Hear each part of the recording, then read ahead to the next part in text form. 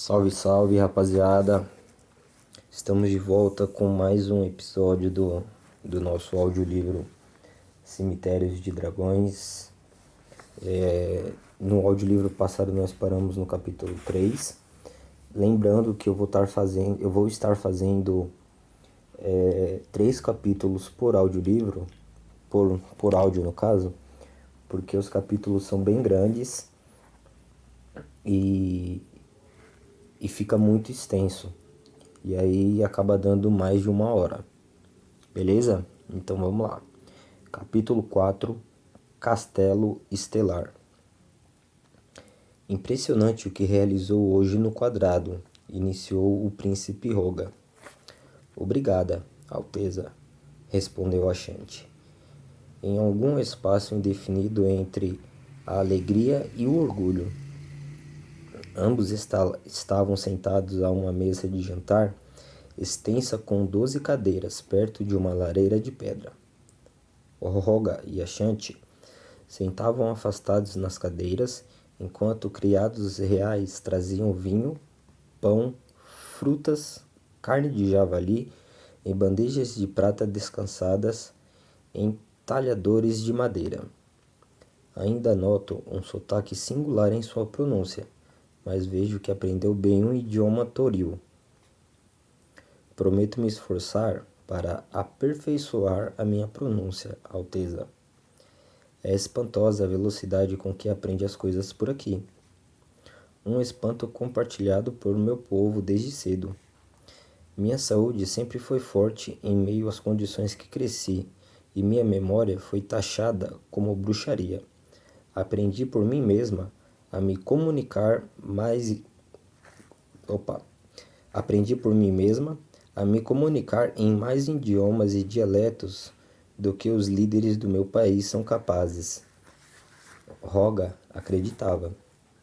Nos meses em que esteve ali, a garota havia estudado e aprendido com os eruditos a se comunicar no idioma dos monges de Taremu e no idioma comum daquele mundo. Ela era diferente. Bastava ver como, naquele momento, admirava em detalhes a arquitetura. O teto era rebocado com branco e dourado, e as paredes cobertas com painéis de madeira entalhada. Candeeiros de cristal duplo iluminavam o ambiente e 4 janelas exibiam grifos nos vitrais.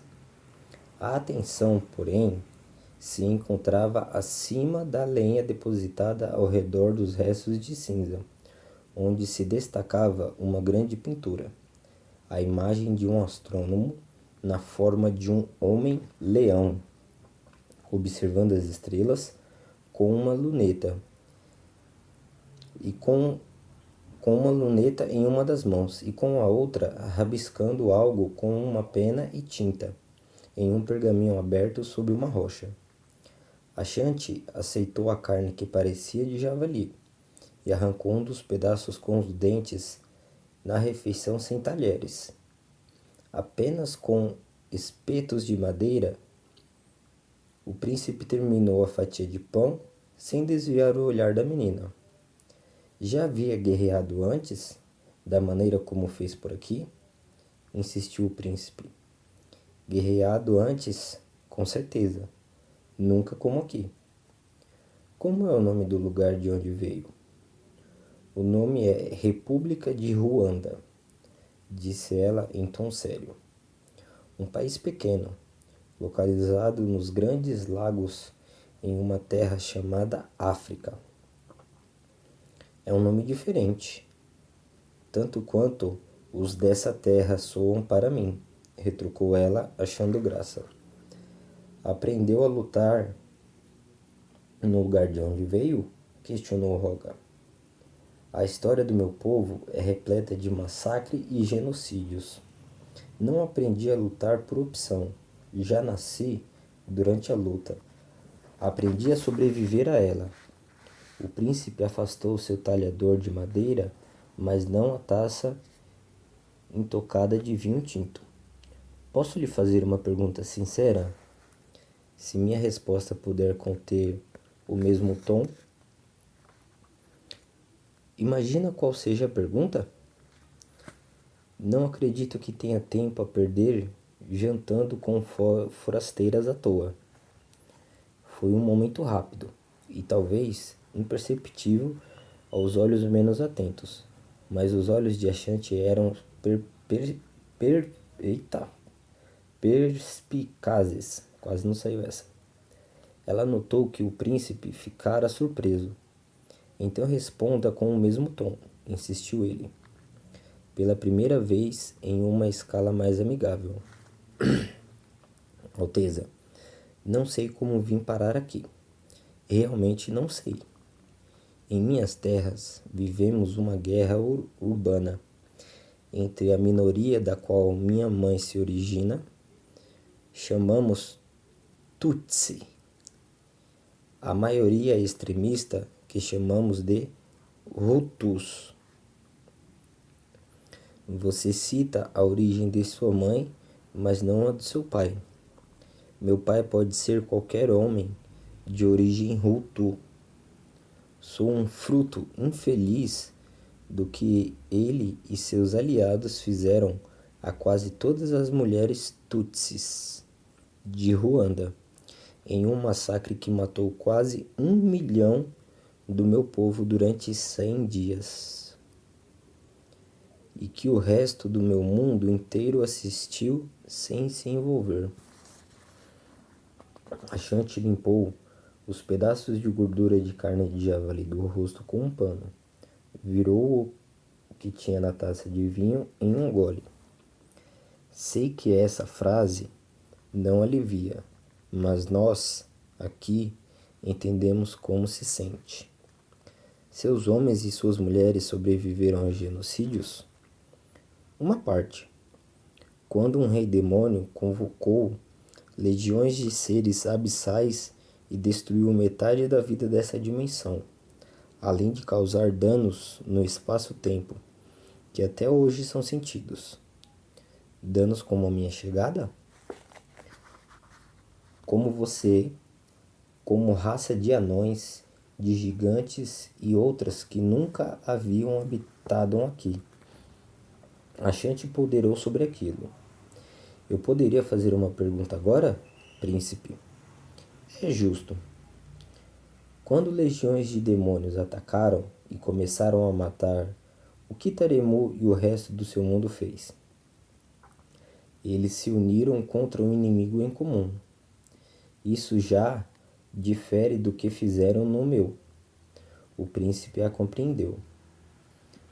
Seu nome tem algum significado em particular? Perguntou ele, mudando de assunto. Em Ruanda, a etnia é transmitida pela linhagem paterna. Os filhos de estupro tendem a ser rejeitados pelas mães e estigmatizados pela comunidade em geral. De acordo com o costume, cada criança recebe um nome cristão, referente a uma de nossas religiões, e um em Kinyarwanda. Minha mãe tentou me matar quando bebê e se recusou a me amamentar.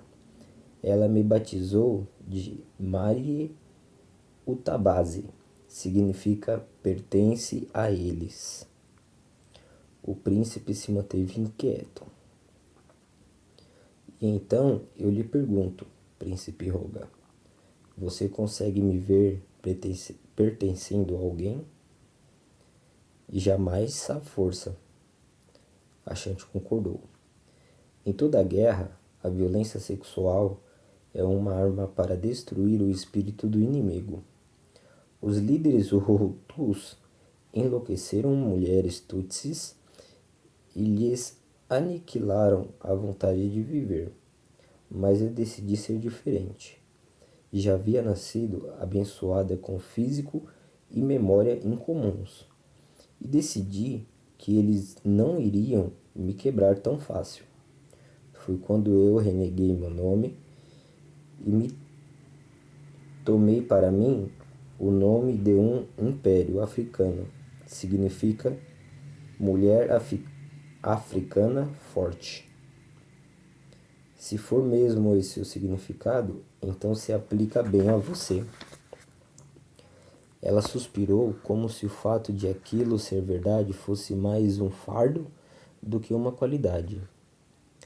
Nesse tempo em que está conosco, estudou alguma coisa da nossa história? Tanto sua história militar quanto seu histórico de liderança, mesmo porque não há como separá-los. Então sabe de nossa predição. Sei que seus monges creem na presença de uma dádiva, último remanescente de uma raça mística oriunda do interior da terra, herdeira do sangue de um pássaro dourado. Não é uma crença, Achante, afirmou ele, com vigor, como se usasse um adjetivo em vez de um nome próprio. É um fato. A dádiva virá e irá banir a serpente. Desculpe se fiz parecer que menosprezo suas crenças, príncipe. Rogamaru II afastou a própria cadeira e se levantou. Caminhe comigo. Achante ergueu-se e ambos caminharam na direção da lareira de pedra. Ao pararem diante dela, o olhar da menina se concentrou no fogo. Como interpretaria essa imagem? Perguntou o príncipe. Achante voltou a atenção ao quadro. Um estudioso observando astros e desenvolvendo teorias científicas. Antigamente, quando cada raça possuía o próprio governo, essa dimensão possuía um propósito diferente. Falava-se em evolução, onde hoje se fala em guerra. Havia conflitos e caça, e havia contatos entre culturas, mas nenhuma raça buscou conquistar para si a hegemonia. Achante assentiu, incentivando-o. Entretanto, um dia, o povo de Tegrim iniciou a comunicação espiritual com outros planos e trouxe o melhor e o pior a esta dimensão. Se por um lado o povo anão aprendeu a utilizar simbiose e alquimia em forjas, por outro, os aldeões abriram as portas daqui para Asteroth e o demônio bruxa Ravenna, a quem passaram a jurar lealdade. E então as legiões surgiram, e com elas vieram os dragões.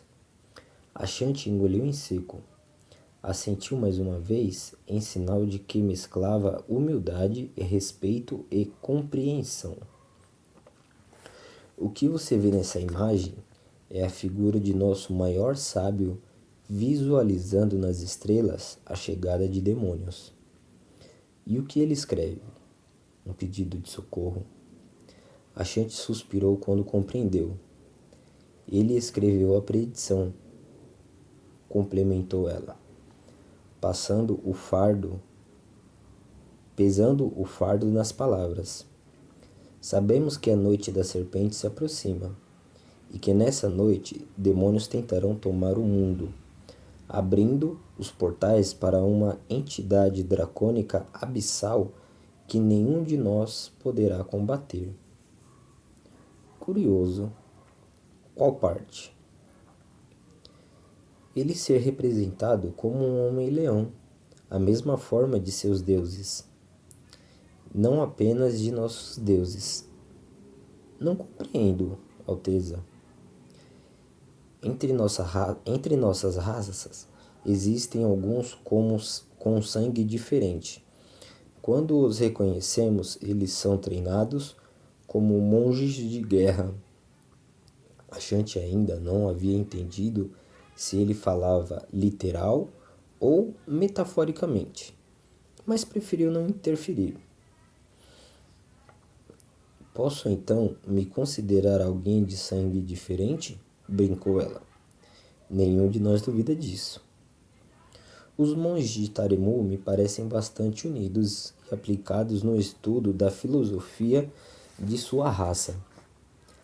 A guerra fez isso, explicou o príncipe. É por esse motivo que faço questão de manter viva a arte de Taremu e de que nenhum monge se esqueça de por que suas vidas são dedicadas a proteger a dádiva. Pelo pouco contato que tive com seus monges, afirmo que não se esqueceram. O príncipe apoiou uma das mãos na parede e abaixou a cabeça, como se ela houvesse dito algo que o aborrecesse. Meu pai um dia foi um homem de comando e soube governar na guerra e na paz. Hoje está velho, com ossos frágeis e cicatrizes que não se curam, necessitando de servos para banhá-lo, o que comprova a sorte do seu povo, por contar com sua liderança, Alteza. E se eu duvidar da minha capacidade de liderança? Ashanti travou diante do momento de fraqueza da figura que lhe parecia inquebrável. Por que está me contando tudo isso, príncipe Rogan? Porque sou um líder de guerra, mas também sou um líder de fé.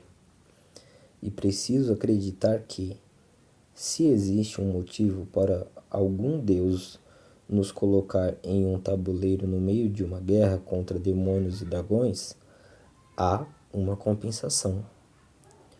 Um jovem rei não diria diferente. E eu acho que é isso que você é, Ashanti. Ashanti se assustou com a declaração. Acho que Sua Alteza superestima minha importância. Você nos foi enviada de um lugar que desconhecemos, com habilidades extraordinárias e uma inteligência acima do normal. Quando fala de sua terra, nos conta relatos de uma existência difícil de imaginar. Quanto mais compreender, sua forma física é digna de guerreiros de elite, e a cor de sua pele é diferente de tudo o que já vimos. Lembrando imagens de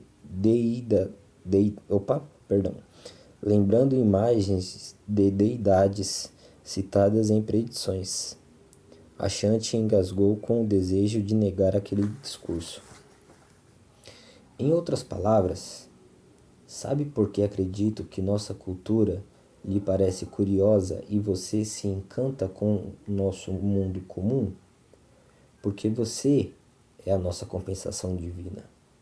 Você é a enviada pelas estrelas para proteger nossa dádiva. Os olhos dela se arregalaram. Não via sentido em nada daquilo. Embora o horizonte se abria fosse extasiante, apesar da guerra, será fácil negar tudo aquilo. Logo, era difícil explicar para si mesma por que não o fazia. E neste momento, eu gostaria de apresentá-la. O príncipe fez um sinal para um dos monges que, por sua vez, saiu dos aposentos. Ashanti continuava em estado de choque. Considerou que, por mais que começasse a gostar daquele lugar, talvez fosse hora de procurar seu caminho de volta. Alteza, Foi quando de um canto do salão ele entrou. O homem citado nas predições, a dádiva oriunda da Fênix. Quando seus olhos encontraram os dele, Ashanti já sabia que não tinha mais alternativa. Fim do capítulo 4. Capítulo 5. Tegrim. Tudo era diferente naquela vila. Construída em uma elevação de um terreno em geral plano, repousava o que restava de uma cidade que, inteiramente destruída, cercada por florestas de enormes plantas celulares, suas construções eram retangulares, moradias com corpo arquitetônico sustentado na arestas por pilares de madeira nos casos mais simples, e sobre patamares de pedra nos prédios mais ricos, como a casa de coleta de impostos. Os telhados eram inclinados e de telhas chatas, protegidos por vegetais ou placas de madeira.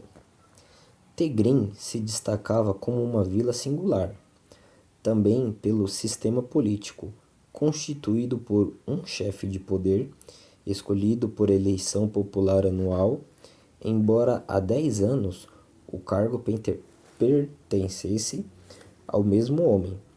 Os crimes cometidos dentro ou nos arredores da vila eram julgados em praça pública, com manifestação popular, a presença do chefe de guarda e o julgamento final do chefe de poder. Assembleias semelhantes decidiam questões importantes, como prioridades de reformas públicas, impasses de comerciantes e pedidos de divórcio. Naquela manhã, eles decidiam se deveriam ou não matar um homem. À frente do povo, reunido na praça, estava um homem magro seminu, com uns 25 anos, enjaulado em uma grade de ferro que lembrava um viveiro. O corpo estava coberto por uma pequena tanga e algumas feridas. Ele não entendia uma palavra do que diziam, nem fazia ideia de como havia chegado naquele lugar. Na verdade, desde que chegara ali, se lembrava apenas de acordar nu, no meio da madrugada, de um mundo estranho e com fome. Desesperado, saiu correndo por um matagal que o levou a uma fazenda, onde descobriu roupas penduradas e em um varal a céu aberto, perto de um galinheiro. Em conflito entre fome e a própria imagem, acabou optando pelo primeiro e resolveu invadir o galinheiro de maneira furtiva. A invasão até funcionou, mas a furtividade, infelizmente, nem tanto. E o ladrão acabou sendo encontrado pela dona da casa quando ela foi recolher as roupas do varal. Ao se deparar com um jovem sujo e nu, segurando 2 galinhas de cabeça para baixo e grunhindo numa língua desconhecida, a mulher se pôs a gritar até que não apenas o esposo, como todos os outros maridos da região, se pusessem atrás do jovem tarado, esfomeado, maníaco, praticante de rituais sombrios. Xingando diferentes deuses por sua maré de má sorte, o jovem naquele instante era o réu de um julgamento popular em que nada compreendia. Portanto, não podia se dar nem mesmo ao luxo de se defender. Uma palavra, entretanto, era capaz de entender: Kutash. O significado logo lhe foi compreendido: o condenado. Ele encostou a cabeça na grade e fechou os olhos. Ainda estava com fome. Oh, merde! Resmungou Romain, num idioma que naquele mundo não simbolizava nada. Foi quando uma pedra estalou na grade perto de seu rosto. Ele se afastou assustado com um eco metálico, depois furioso. Ei, quem jogou isso aqui? Apareça agora, seu covarde maldito sem vergonha. A multidão sorriu debochada, observando-o feito um bicho. Mesmo em um idioma diferente, Romain podia sentir o escárnio se espremendo entre respirações. Aquilo era pior que a própria ideia de prisão. De longe, se podia dizer que havia aproximadamente 300 pessoas naquela praça, dividida entre transeuntes, comerciantes, guarda local e curiosos. Num palanque, o chefe de poder voltou a perguntar alguma coisa ao povo, que o urrou como se estivesse feliz. com a importância dada às suas opiniões. Do lado de dentro da grade, as risadas zombeteiras cortavam como lâminas. Parem de rir, gritou ele, socando as grades. Parem de rir, seus estúpidos. Parem de rir de mim. Continuou a gritar como se o entendessem. Apesar da angústia, ele se recusou a chorar, pois mesmo na dor há limites para o orgulho. Outras coisas foram novamente arremessadas, como frutas já em estado de deteriorização. Ele se sentiu humilhado quando apanhou uma maçã meio apodrecida e a mordeu, ainda assim ignorando o cheiro e o gosto ácido. No centro da praça, uma mulher que o havia flagrado nu gritava afrontas em tom furioso e o povo voltava a rir, vaiar, arremessar coisas ou urrar. Dependendo das frases do chefe, Romain dobrou os joelhos e colocou as mãos sobre as orelhas. Afundou o rosto entre as pernas. Quando o ergueu, descobriu que seu pesadelo ainda estava lá. Também percebeu que havia algo de algo úmido em seu peito, mas se recusou a admitir que pudessem ser lágrimas. Entretanto, notara algo diferente.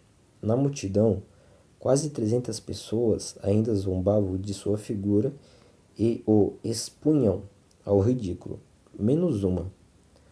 Perto da jaula, de pé, havia um jovem, quase de sua idade, observando-o de uma maneira distinta.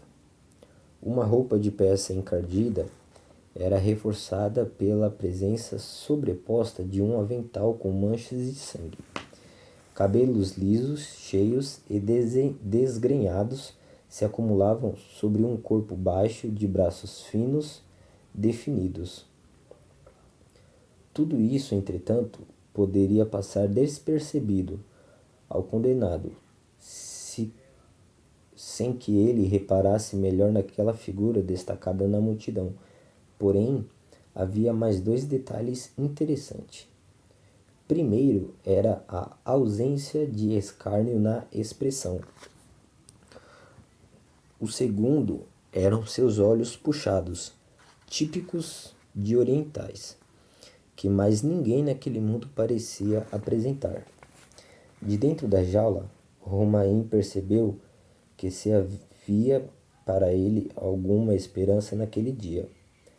Ela, infelizmente, estava na figura daquele ser aparentemente alheio, quieto e apático demais para a atitude heróica de que ele necessitava. Ei, ei, ei! Você aí! Ô Japa! Olhe para cá! Gritou ele. O sujeito olhou para os lados. O condenado percebeu o esforço demasiado. Afinal, quando um homem seminu condenado começa a gritar e apontar para você, é natural ou desviar-se, que você reaja com repúdio ou surpresa. Ei, você consegue me entender? Insistiu no idioma francês. O garoto permaneceu olhando aos redores, fingindo que aquilo não estava acontecendo. Ei, Naruto, pare de fingir que não me vê e olhe para cá, gritou ele em inglês, sentindo-se mal. A alcunha gerou um reflexo.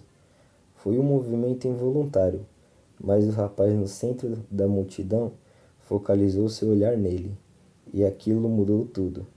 Ah, essa porra dessa língua você consegue entender, né? Novamente, houve a tentativa de ignorá-lo, mas já era tarde demais.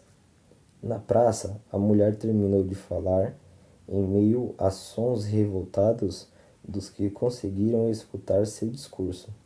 Pela expressão na face do chefe de poder, o rapaz sabia que estava condenado à morte.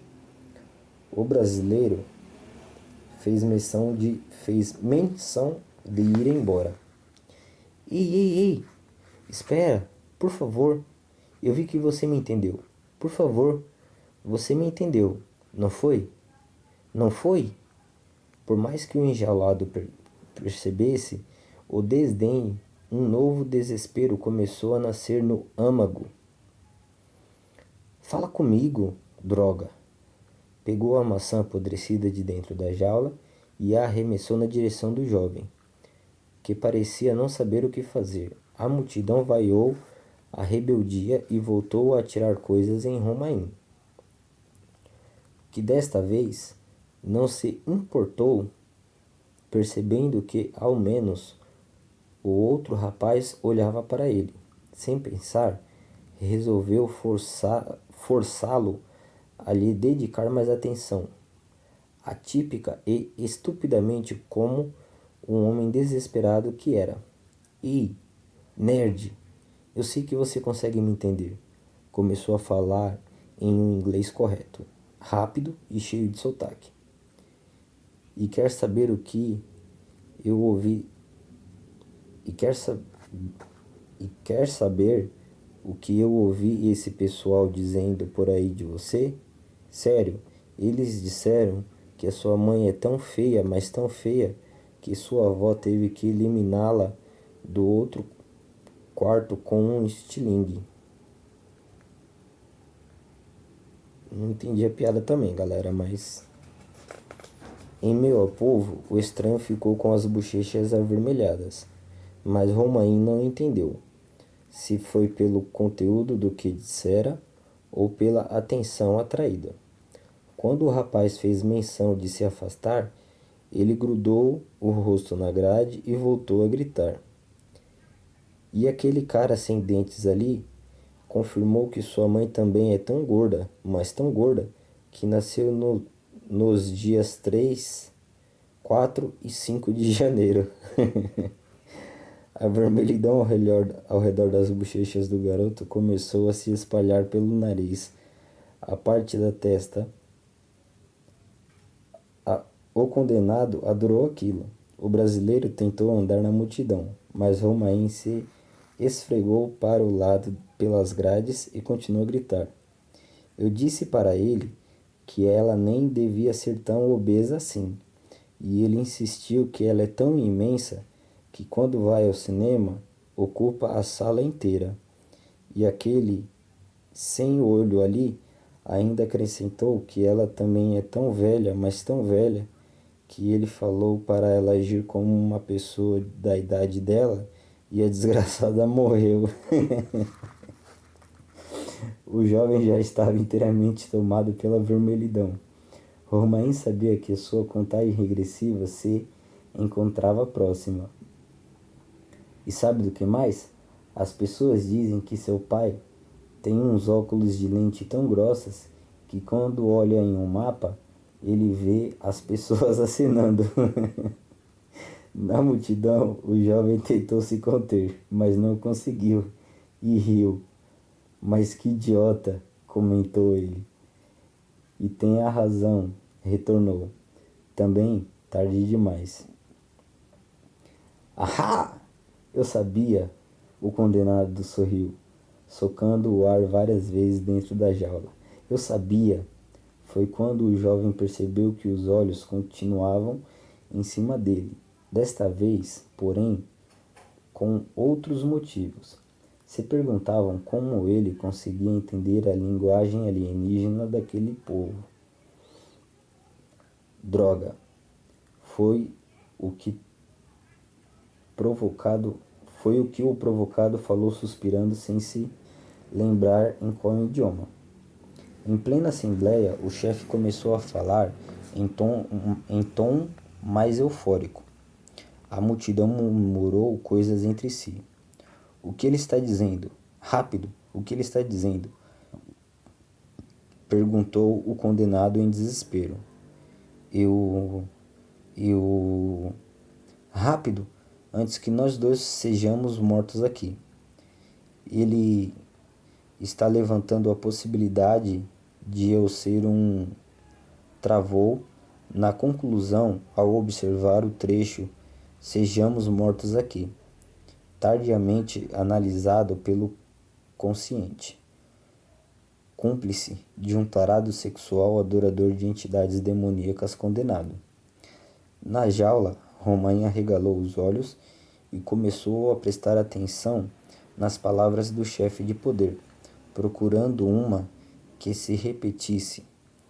Consoantes se unindo a vogais formavam palavras distintas, até que uma se destacou. Ele compreendia o significado de Kutash, mas então compreendeu o termo Kutashkan. Talvez fosse um tiro no escuro, mas possivelmente, aquilo significasse algo como um comparsa de um condenado, um coadjuvante criminoso, um cúmplice. Kutashkan, Kutashkan, Kutashkan, começou a gritar Romain em frenesi, apontando para o pobre jovem assustado no meio da multidão. Tremendo como um homem perdido, o rapaz começou a tentar negar em meio a vozes de disposição em meio a vozes sem disposição para ouvi-lo. Não, não, ele está mentindo. É um blefe, é um... Depois não conseguiu lembrar em que idioma pronunciou as recusas que não seriam escutadas. Em pouco tempo, 2 condenados à morte por um crime que nunca existiu foram arremessados em um calabouço à espera da execução das sentenças na manhã seguinte. De fato, era uma vila singular. Fim do capítulo 5. Capítulo 6. Floresta de metal. Na primeira noite, dormir foi impossível. Correndo em desespero por atalhos no meio da floresta, caçados por legiões furiosas de dracônicos e sapos humanoides, os 2 fugitivos se esgueiravam por uma região cercada de caldeiras vulcânicas, assentadas sobre câmaras magmáticas e enlameada pela chuva recente. Gritos animalescos quicavam pelos troncos de abetos.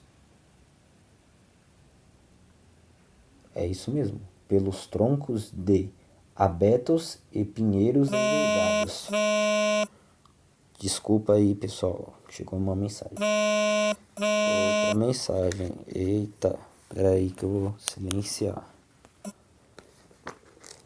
Perdão, galera.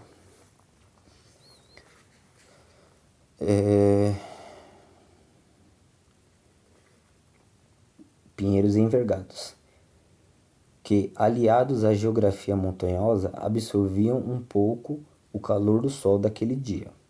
O vento frio tocava-os, feito um fantasma, fragilizando os ossos, e ainda assim eles corriam. Os 2 já haviam passado pela área sul da floresta, cruzando na desesperada debandada com carneiros selvagens que se alimentavam em plantas arbustivas, baliam e exibiam chifres curvados de 18 quilos. Ao avistá-los, isso serviu para Derek ter uma noção melhor da distância a que se encontrava de seus perseguidores, já que, não muito tempo depois, os carneiros baliram pela segunda vez, antes de serem subitamente silenciados por rosnados, grunhidos e o som de criaturas carnívoras lhe arrancando a carne com os dentes. O mesmo destino ocorreu com alguns cavalos de uma manada, que corria solto um pouco adiante, e o curto intervalo entre as mortes revelavam que os perseguidores ainda preferiam comer pouco a abandonar a perseguição.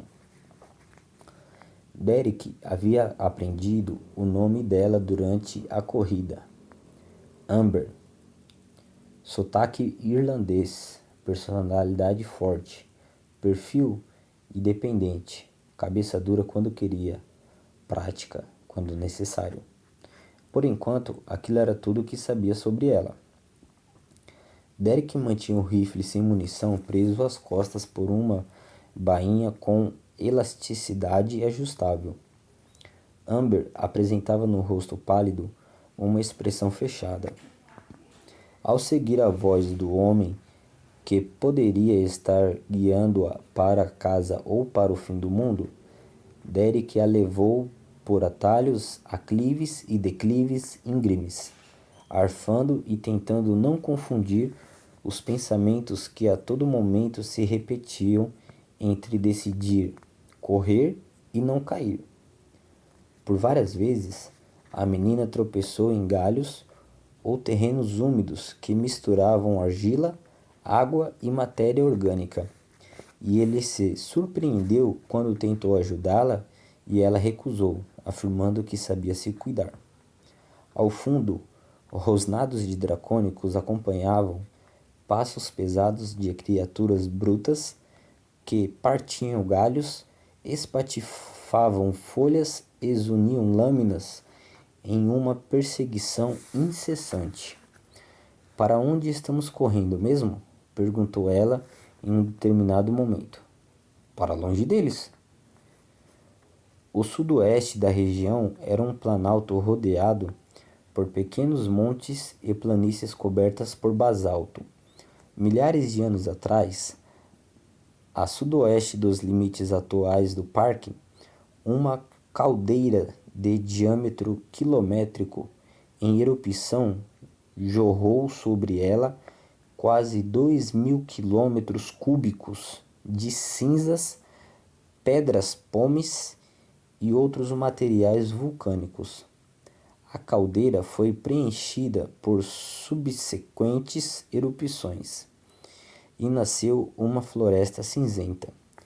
Porém, algo mais foi expelido daquelas caldeiras. O organismo florestal entrou em contato com uma espécie de ser vivo que, ao se resfriar fora do ambiente vulcânico, ganhava aspecto metalizado.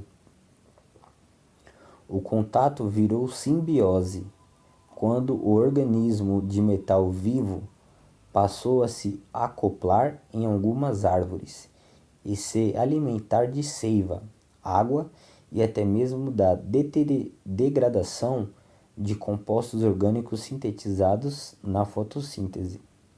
Em troca, passou a se moldar aos troncos, oferecendo-lhes proteção, e assim surgiu uma floresta de metal. Era por esse cenário que o casal fugitivo corria, quando uma visão lhes tomou a atenção. Você também está vendo isso? Perguntou ela abismada. Sim. Em um canto, tomado por árvores esmagadas pela queda de um rotor, formado por dezenas de pás de aço ligadas a um eixo despedaçado de quase 4 metros de diâmetro, parecia deslocado no cenário fantástico. Uma parte do ecossistema já se adaptara à presença da máquina invasora, com quantidades consideráveis de eras, musgos, cogumelos e ninhos de pássaros espalhados pela ferrugem de metal. Aquilo é uma turbina de jato? Indagou Amber. Não entendo de aeronáutica, mas acredito que seja de um veículo maior. Eles se aproximaram, ainda incrédulos. Era surpreendente como a floresta de metal já havia se apropriado de alguns trechos perto do solo, como se estivesse se alimentando daquele metal. Quão maior? Insistiu ela. Tipo um Boeing? Ou ainda maior. Derek puxou-a para trás quando uma flecha zuniu perto deles e se chocou na madeira metalizada de pinheiro de quase 5.000 anos, caindo no solo sem perfurá-lo. Amber ameaçou um grito por reflexo, mas Derek a puxou violentamente contra si, tapando-lhe a boca com a mão. Não grite, disse ele em sussurro, que lembrava uma ameaça. Não importa quão assustada pareça. Não grite. Ela concordou com a cabeça. Coachos de sapos gigantes tomaram o silêncio e lhes abalaram a sanidade com mais intensidade do que os gritos animalescos dos dracônicos esfomeados. Continuaram a correr em direção ao norte, seguindo a intuição em busca de água doce. No alto, roedores e pequenos mamíferos de garras, dentes farpados e pelos metálicos dividiam troncos com aves grandes dotadas de carapaças alheias aos seres que invadiam os domínios abaixo.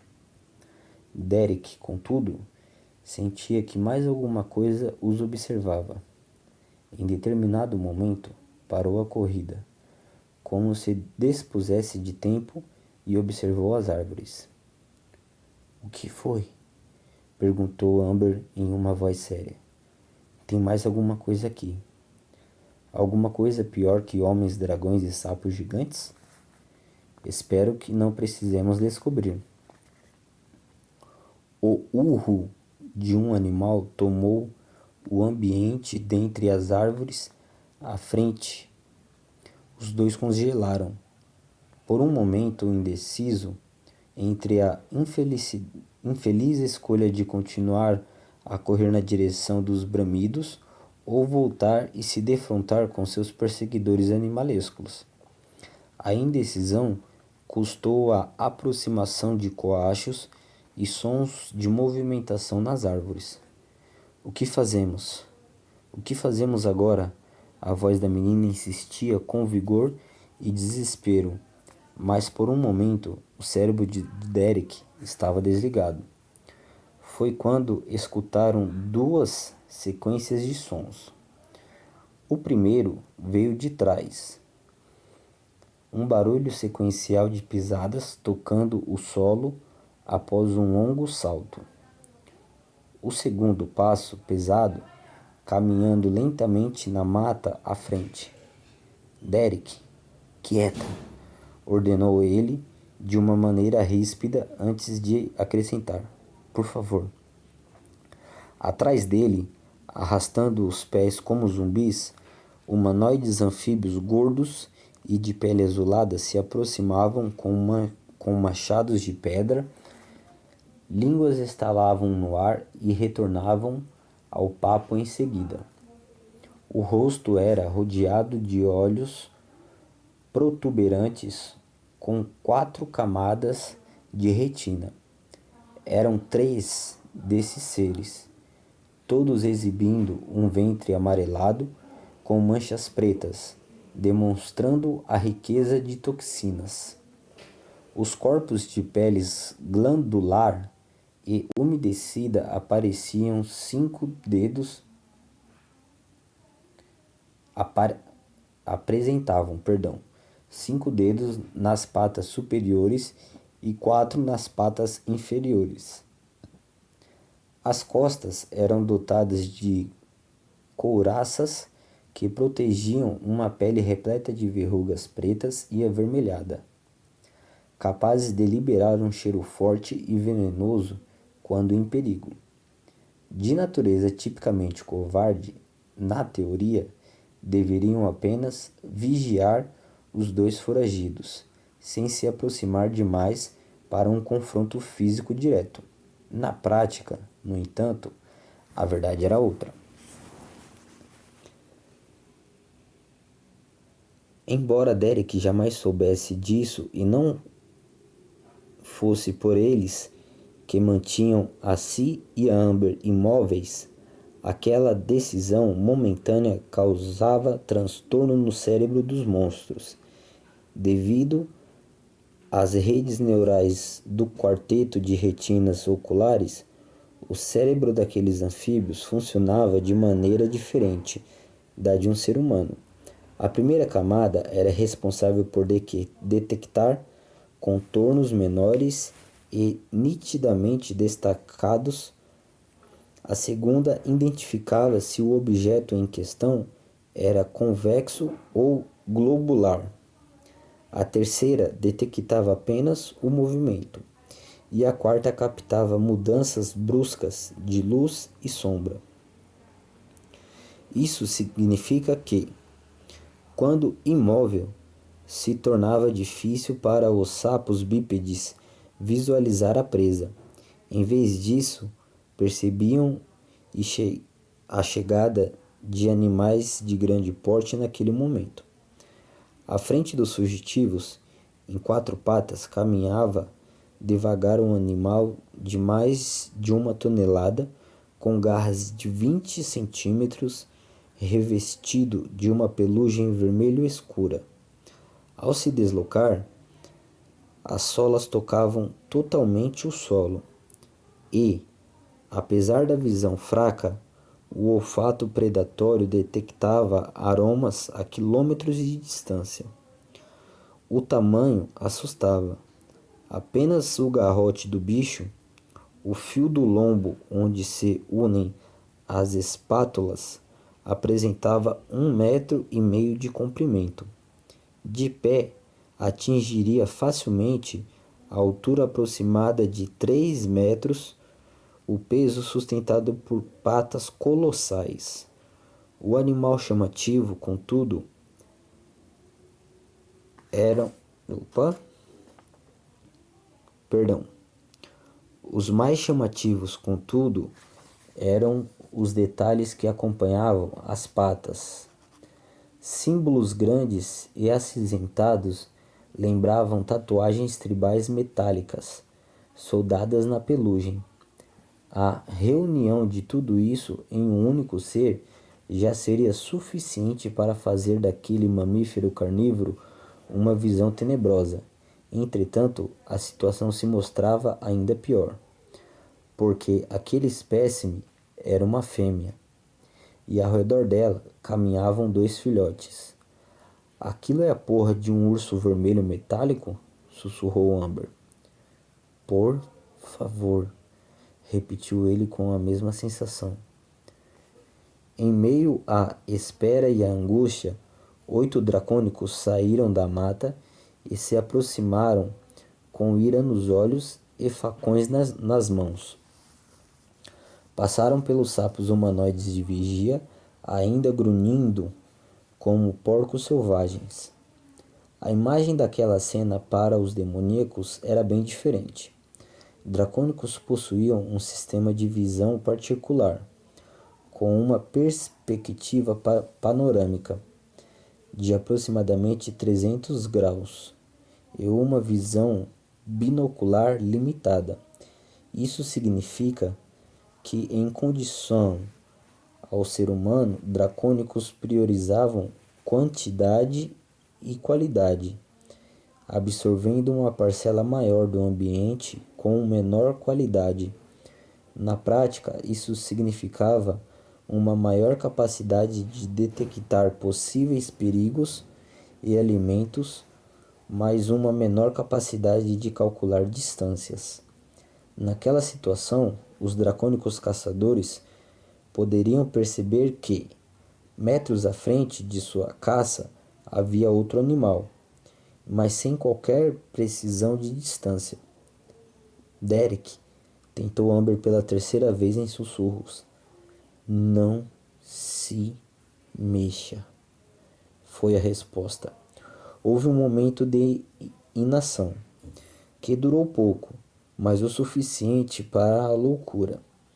E então, os gritos dracônicos aumentaram e eles começaram a correr pesado em direção aos 2, exibindo dentes pontiagudos. Os corpos demoníacos corriam curvados e os olhos pareciam da cor do fogo. Derek cerrou os olhos e tomou a mão mais próxima de Amber da sua. Pela primeira vez, ela permitiu. Não importa o quão assustada pareça. A mão dele apertou a dela, como se esse último gesto de compaixão quisesse consolá-lo, dizer que fizera tudo o que pôde. Não grite. Foi quando o animal atacou.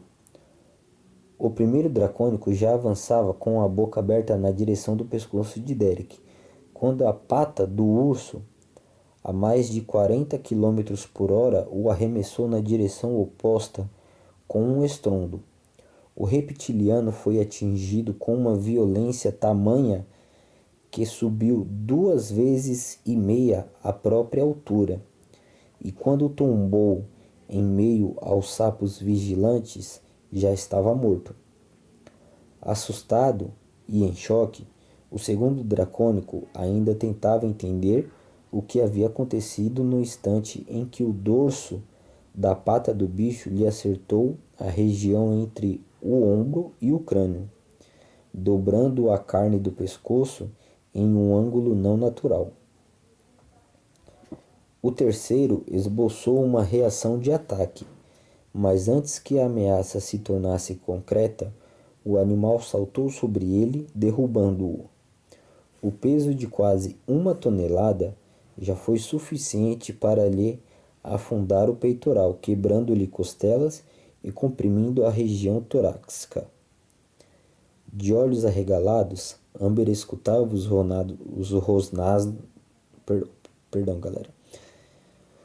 rosnados animalescos, acompanhados de sons de luta e ossos se partindo, e só conseguia concentrar o olhar nas marcas que subiam pelas patas da criatura, como se fossem ramificações nervosas de metal.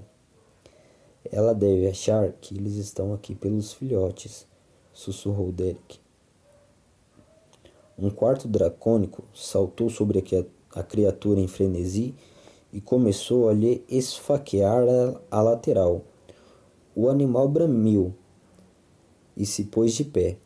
Quando Derek viu a bainha de uma espada cair ao seu lado, aliada a mais de um som de ossos partidos, entendeu que mais um havia morrido. Assustados com a reação do bicho, os sapões humanoides gordos foram se afastando no mesmo arrastar com que chegaram, em direção oposta ao combate, e então saltaram para o meio da mata em uma linguagem universal de covardia. Percebendo que estavam abandonados à própria sorte, os 4 dracônicos restantes rodearam a criatura. O primeiro tentou avançar, mas a pata quase lhe arrancou a cabeça, e então ele recuou, grunhindo para os outros, como se reclamando por não tentarem o mesmo. Foi assim que 2 deles investiram em sincronia pelas laterais do bicho. O da esquerda sentiu garras de 20 centímetros lhe perfurar a parte inferior do queixo, expondo trechos da mandíbula.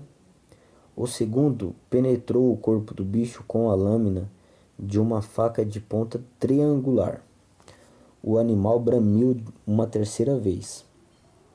Alucinados pelo grito de dor da mãe, os 2 filhotes partiram para o combate como adultos. O dracônico que havia acertado o último golpe pensou em tentar a sorte novamente, quando uma dor insuportável tomou a parte inferior e ele percebeu que havia perdido um pedaço de carne do tornozelo. O reptiliano, às costas da fêmea, investiu a fim de ajudá-lo, mas então percebeu que o mesmo golpe era infligido no músculo atrás da própria coxa.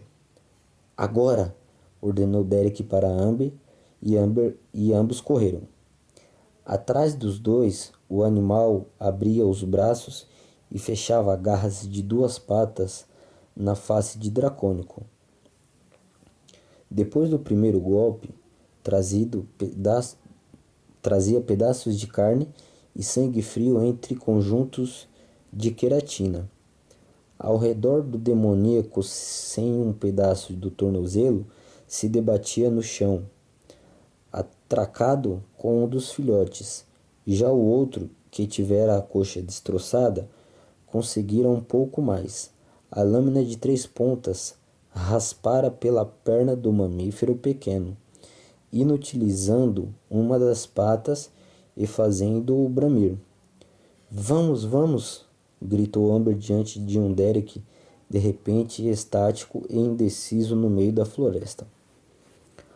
Ao escutar o grito do filhote, a fêmea girou violentamente e saltou sobre o dracônico, que o cortara com a faca, a boca envolvendo o crânio, e o reptiliano tombou como um boneco. Parado no meio da trilha, Derek observou um dos filhotes prestes a ser morto, e o impulso lhe tomou a ação. Fique aí! Gritou ele, para desespero da garota. O animal mastigava a face do dracônico que atacara seu filhote. A face monstruosa foi mordida de lado a lado.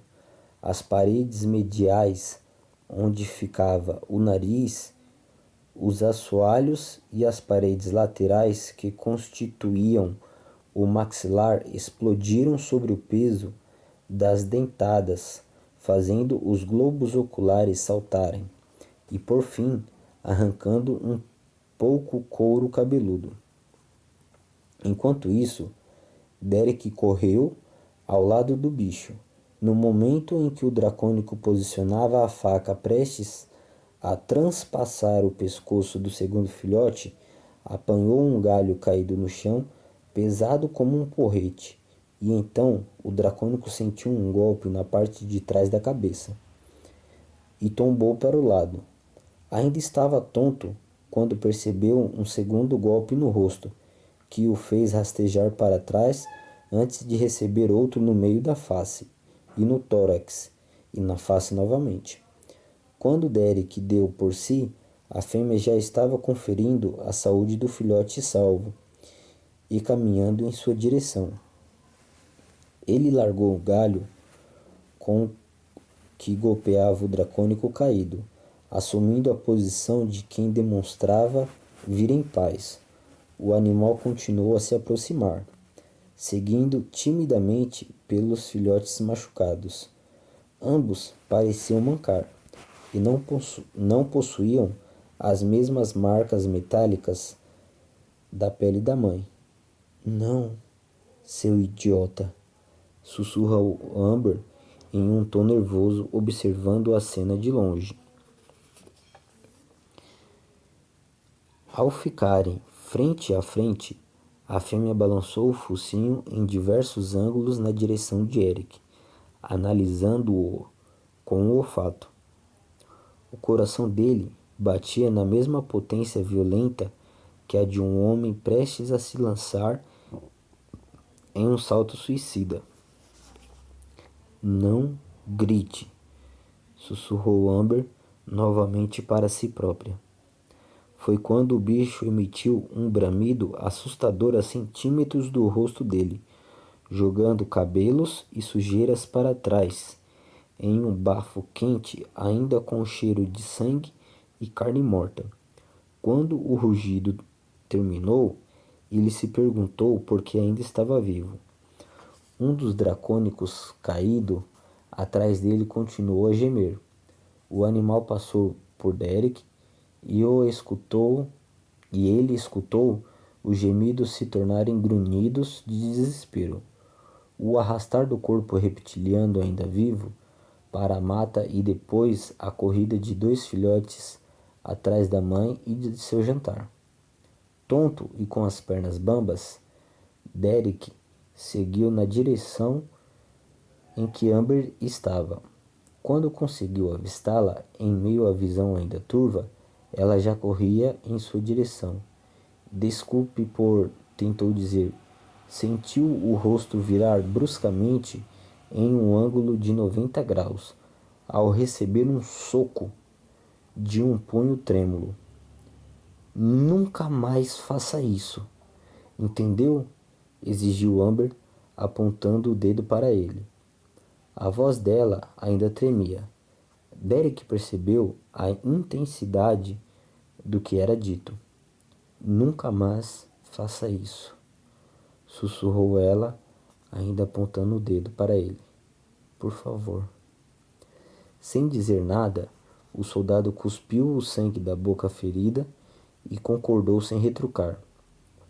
O vento gélido assolou os dois, mas nenhum deles sentiu frio. Ainda não sabiam por que estavam vivos, mas por um momento isso não pareceu importar. Ele se levantou, sentindo a dor, mas ainda assim seria possível enxergar um pequeno sorriso no lábio machucado. Talvez o silêncio dela, de fato, já dissesse a ele tudo o que era preciso. Fim do capítulo 6. E é isso aí, galera. Terceiro capítulo a mais para a nossa história. Lembrando que eu não vou estar progredindo muito mais que 3 capítulos, porque 3 capítulos já dão 1 hora, então ficaria um áudio muito extenso, tá? Peço perdão pelas falhas, pelas engasgadas. A leitura para nós e a leitura para outros é totalmente diferente. E o livro tem algumas pontuações que acabam bugando às vezes a nossa cabeça, né? Uma frase que você entenderia que ela teria que ter uma vírgula e não tem, então você tem que ler ela direto, e uma frase que você entenderia que não tem a necessidade da vírgula, mas tem a vírgula ali. Então, às vezes a pontuação acaba dando uma bugadinha aqui. Espero que vocês tenham gostado. Lembrando que semana que vem sai a continuação, tá? Não se esqueçam de deixar o like, de se inscrever no canal. Se possível, compartilhem o vídeo. E até a próxima.